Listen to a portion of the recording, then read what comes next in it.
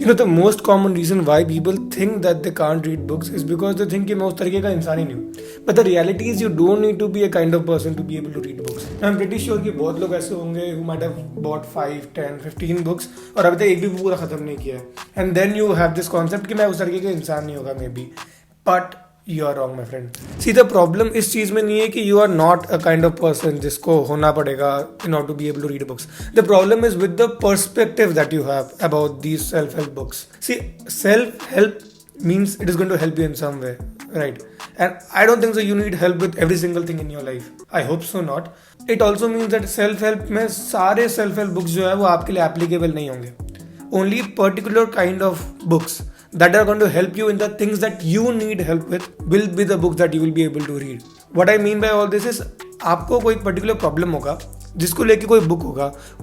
If that is matching, only after that will you be able to read books. Otherwise जो भी books आप उठाओगे अगर उसका problem जो वो डिस्कस कर रहा है वो आपसे रिलेट नहीं है then you will not be able to read books and that must be the major reason why आपने जो भी बुक्स अभी तक पढ़ा है उस सब आपने 2 पेज पढ़ के 10 पेज पढ़ के 15 पेज पढ़ के छोड़ दिया जस्ट बिकॉज आपका प्रॉब्लम से रिलेट नहीं किया. All in all, what you need to do is first of all find the problem that you have to solve. It can be कि आपको discipline में problem है, it can be आपको routine में problem है, it can be any other thing in your personal life or your love life. I don't know if it's the book about the love life. होना चाहिए, मुझे भी तो जरूरत नहीं पड़ा. चल झूठा. If you have problems regarding that, तो उस हिसाब से वो बुक चूज करो. ऐसा नहीं कि आपको डिसिप्लिन को लेकर प्रॉब्लम है आप एटॉमिक हैबिट्स लेके चल रहे हो. Atomic habits is going to talk about the habits. So you need some books like David Goggins का कोई book हो गया about discipline. That is something you will be able to relate to if you have problem with discipline.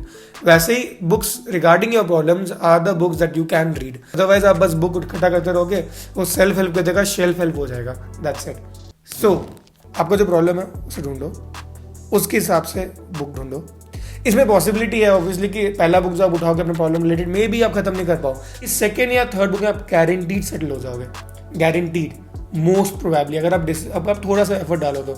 एक और चीज़ याद रखना book reading को लेके बोल रहा हूँ कि कितना बार ऐसा होता है कि आपका जो प्रॉब्लम है उस बुक में उसी को लेके बात किया जा रहा है बट जस्ट बिकॉज उसमें 200-300 पेजेस है आप बोर हो जाते हो. Even though it is your own problem that is talked about still आप बोर हो सकते हो. That is a possibility. So you need to stick around. Books में भी जब आप पढ़ोगे देयर आर स्टेजेस. एक स्टेज आएगा जब you are liking the book, you are loving it.